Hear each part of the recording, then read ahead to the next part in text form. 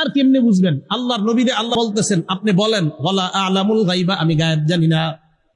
না এরপরে আপনি তেরামি করে বলবেন না নবী গায়েব জানেন। আরে ভাই, এই যে বলতেছে আলা আ'লামুল গায়বা, আপনি বলেন আমি গায়েব জানি না। না আপনি বলবেন না নবীরে বেশি ভালোবাসি বলেই বলছি নবী গায়েব জানে। বিশ্বাস করেন, আপনি নবীরে বেশি বাসেন না বলেই বলতেছেন নবী গায়েব জানে। নবীজিরে যদি বেশি ভালোবাসতেন তাহলে আপনি কোরআন মানতেন, নবীজিরে বেশি ভালোবাসলে কোরআন মানতেন, আর কোরআন মানলে আপনি কোরআনের এই বিধানটা মানতেন যেই জায়গায় নবী বলতেছে আমি গায়েব জানি না। 3 নাম্বার, আপনি বলেন ওয়ালা আকুলু লাকুম ইন্নী মালাক, আপনি বলেন আমার উম্মত আমি এটাও বলি না আমি নূরের তৈরি একজন ফেরেশতা। আমি নূরের তৈরি ফেরেশতা না। আমি গায়েব জানি না। আমার কাছে আল্লাহর খাজানা আছে এটা আমি বলি না। আমার কাছে আল্লাহর ধনভাণ্ডার নাই, আমি গায়েব জানি না। আমি নূরের তৈরি ফেরেশতা এটাও আমি বলি না। তাহলে আমি কি? তো নবীজি বলেন ইন আত্তাবিউ ইল্লা মা ইউহা ইলাই, আমি শুধুমাত্র ওইটাই অনুসরণ করি যা আমার কাছে ওহী হিসাবে আল্লাহর কাছ থেকে আসে। ওহী হিসাবে যা আসে এটাই আমি মানি, আর আমি কিছু মানি না। আল্লাহ যা ওহী দেয় এটাই আমি মানি, বাস এটাই। সেই কারণে আল্লাহ হচ্ছেন আলিমুল গাইব, আমার নবী হচ্ছেন মুত্তালাউন আলাল গাইব। আল্লাহ আলিমুল গাইব, সব কিছু জানেন। আল্লাহর জন্য তো আসলে কোনো গাইবও নাই। আর আমার নবী হচ্ছেন মুত্তালাউন আলাল গাইব, যাকে গায়েবের সমস্ত বিষয়গুলো এত্তেলা দেয়া হয়েছে। এখন কি কি বিষয়ে এত্তেলা দেওয়া হয়েছে, উম্মত যদি ফিতা টেপ নিয়ে মাপতে যায় বেয়াদবি হবে। উম্মত ফিতা টেপ নিয়ে মাপতে চাইলে বেয়াদবি হবে। আমার আল্লাহ বলছেন মা কানা ওয়া মা ইয়াকুন, মা কানা ওয়া মা ইয়াকুন, বস কতটুকুন দান করেছেন? অসম্ভব জ্ঞান দান করেছেন। মানে আপনি যদি কতটুকু সীমানা নির্ধারণ করতে চান, আগে আটলান্টিক মহাসাগরের সীমানা নির্ধারণ করেন। তিরি ছাড়া হইতো কেমন লাগতো আপনাদের? কোকড়ানো হলে কেমন লাগে? কেমন কেমন লাগে না? চোখে যখন দেখবেন ব্রেইনে এফেক্ট করে। কিন্তু পাঞ্জাবি তো পড়ছে, পাঞ্জাবি পরা শরীয়ত, পাঞ্জাবিরে কোনো রকম বাস টাস নিয়ে করে আসা আখলাক, এটারে আয়রন করে সুন্দর করে করে আসাটা কি আদব। মানে আমল যখন পারফেক্টলি করা হয় তখন সেটাকে কি বলে? আদব বলে। এই জন্য সুফিয়ায়ে কেরাম বলেছেন যার কাছে আদব নাই তার কাছে শরীয়ত নাই। আপনারা বুঝতে পেরেছেন? আমরা যারা আছি আমাদের আইডেন্টিটি হচ্ছে আদব, আমাদের বৈশিষ্ট্য হচ্ছে আদব। আমরা যেখানে যাব বসা, আমাদের বসাটা দোজানু হয়ে সুন্দর করে বসবো। কেন? বুঝতে পেরেছেন? আমরা গরম কথা বলবো না, গালিগালাজ করব না। আমার সাথে এগ্রি করলে আলহামদুলিল্লাহ, এগ্রি না করলে আল্লাহর দরবারে দোয়া করি আপনাকেও হেদায়েত করুক, আমাকেও হেদায়েত করুক। আপনারা অন্যদের মতো হতে যায় না। পৃথিবী চেষ্টা করতেছে আপনাদেরকে খারেজি বানানোর জন্য। সুফিয়ায়ে কেরামের দলকে খারেজি বানানো এটা পৃথিবীর প্রজেক্ট। পৃথিবী বিভিন্নভাবে চেষ্টা করতেছে, সুতরাং আপনারা ওই রাস্তায় পা দেবেন না। আমাদের 100-200 বছর না, গত 1100 বছরের আমাদের ইতিহাস হচ্ছে সুফিয়ায়ে কেরামের বৈশিষ্ট্য আদব। এরা লাঠি হাতে নেবে না। আচ্ছা, তাইলে আলাম তারা কাইফা ফাআলা রাব্বুকা বিআদ, আদ জাতির কথা সেখানেও আমার আল্লাহ বলতেছেন হাবিব আপনি কি জানেন না, দেখেন নাই আমি আদ গোষ্ঠীর সাথে কি কাজ করেছি? তাহলে এই যে ওয়াইজ আখাজনা মিসাকা বনি ইসরাইল, বনি ইসরাইলের ওয়াদা, এটা আমার নবীকে আল্লাহ স্মরণ করিয়ে দিচ্ছেন। প্রয়োজন ছিল না। কেন স্মরণ করিয়ে দিচ্ছেন? কারণ সকল কিছুর যাহা কিছু আল্লাহ বানিয়েছেন, যাহা কিছু দুনিয়াতে আসবে, সব কিছুর প্রধান আমার নবী সাল্লাল্লাহু আলাইহি ওয়াসাল্লাম। স্রষ্টা হিসেবে আমার আল্লাহ আমার নবীর কাছে সব কিছু তুলে ধরছেন। ইভেন যখন বলছেন ওয়াইদ ক্বালা রাব্বুকা লিল মালাইকাতি ইন্নী জাইলুন ফিল আরদি খলিফা, হাবিব স্মরণ করুন সেই সময়ের কথা যখন আমি ফেরেশতাদেরকে বললাম আদম আলাইহিস সালামকে কি করার জন্য? সেজদা করার জন্য। তখনও কিন্তু আমার নবী জন্মগ্রহণ করে নাই। তখনও বলতেছে হাবিব স্মরণ করুন। তাইলে কিছু ঘটনা 2 বছর আগের, কিছু ঘটনা 200 বছর আগের, কিছু ঘটনা 2000 বছর আগের, আর কিছু ঘটনা লাখ বছর আগের। এটার নাম সুন্নিয়ত। এখন আপনি যদি বলেন আমি বেশি বলতেছি, তো কোনটা ভালো সেটা আপনি বলেন। আপনারা বুঝতে পেরেছেন? এগুলাতে তো দ্বিমত পোষণ করার কোনো সুযোগ নাই, কারণ আমাদের সমস্ত মুফাসসিরিনে কেরাম ঘটনাগুলো এইভাবে বলেছেন। আপনারা বুঝতে পেরেছেন জিনিসটা? তাইলে বনি ইসরাইল থেকে ওয়াদা, আকীদার একটা বিষয় পরিষ্কার হয়ে গেছে না, যে আমার নবী দুনিয়াতে আসার 50 লাখ বছর আগের ঘটনাও আমার আল্লাহ বলতেছেন হাবিব স্মরণ করুন। আপনি কি জানেন না? আপনি কি দেখেন নাই? তাইলে বোঝা যাচ্ছে মা কানা ওয়ামা ইয়াকুন, যাহা হয়ে গেছে, যাহা হবে, সব কিছুর জ্ঞান আমার আল্লাহ আমার নবীকে কি করেছেন? দান করেছেন।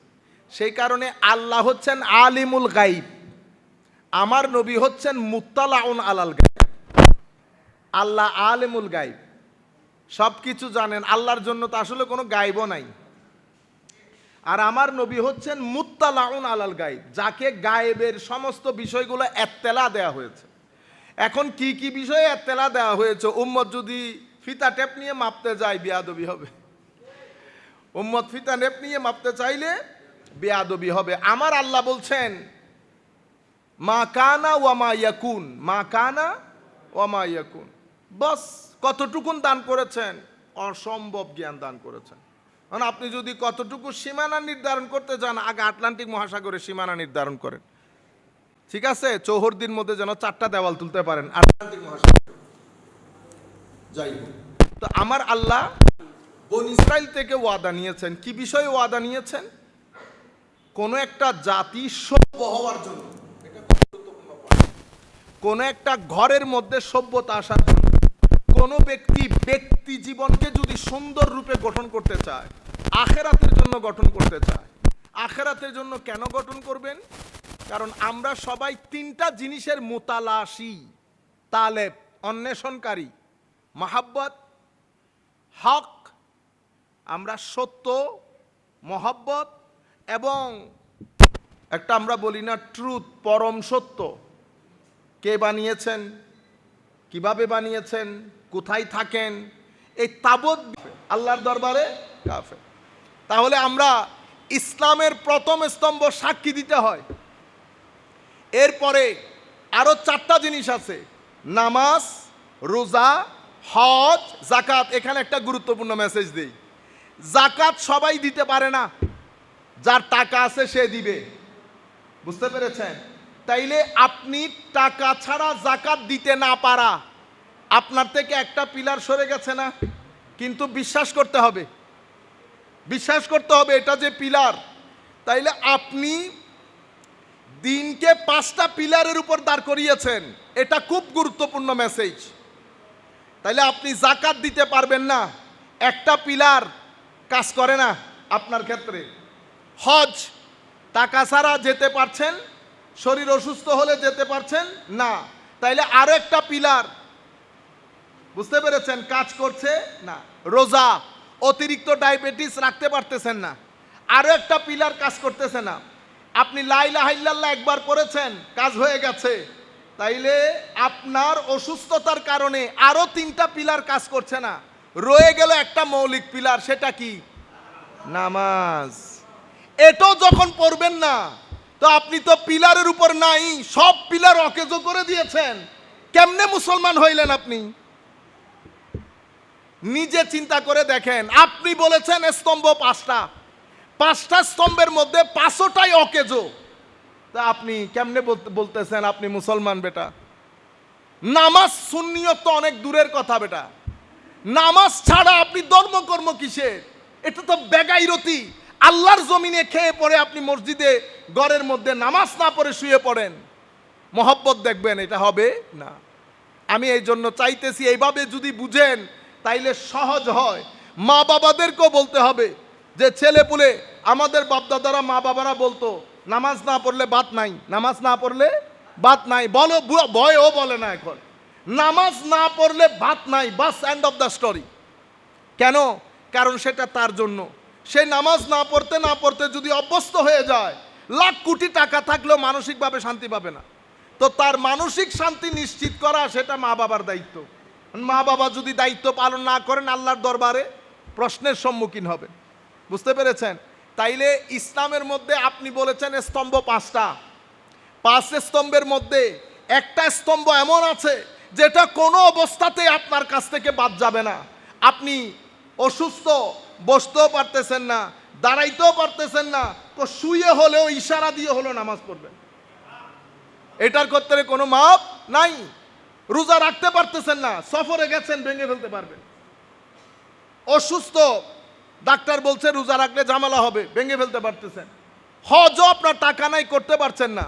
অথবা টাকা পয়সা আছে কিন্তু ঘরের মধ্যে মা অসুস্থ, শরীয়ত বলতেছে মাকে সময় দাও। সব কিছু ঠিক আছে, বউ অসুস্থ, যেতে পারতেছেন না, হজ থেকেও মাপ পেয়ে গেলেন, কিন্তু নামাজ এটাকে বলে ডেইলি প্র্যাকটিস অফ ইসলাম। এটা যদি কোনো কারণে বাদ যায়, এটা যদি কোনো কারণে বাদ যায়, আসসালাতু ইমাদুদ্দিন। এই কারণে আমার নবী বলেছেন নামাজ হচ্ছে দ্বীনের স্তম্ভ। যেই ব্যক্তি নামাজ আদায় করলো না, হাদামাদ দ্বীন, ফাকাত হাদামাদ দ্বীন, আও কামা ক্বালা রাসূলুল্লাহ সাল্লাল্লাহু আলাইহি ওয়াসাল্লাম, সেই ব্যক্তি দ্বীনের স্তম্ভকে ধ্বংস করে দিল। তো নামাজ না পড়া মানে স্তম্ভ ভেঙে দেওয়া। তো যদি স্তম্ভ ভেঙে দেন, দিন থাকতেছে আর? আপনারা বুঝতে পারতেছেন? তাইলে কয়টা হয়েছে এখন?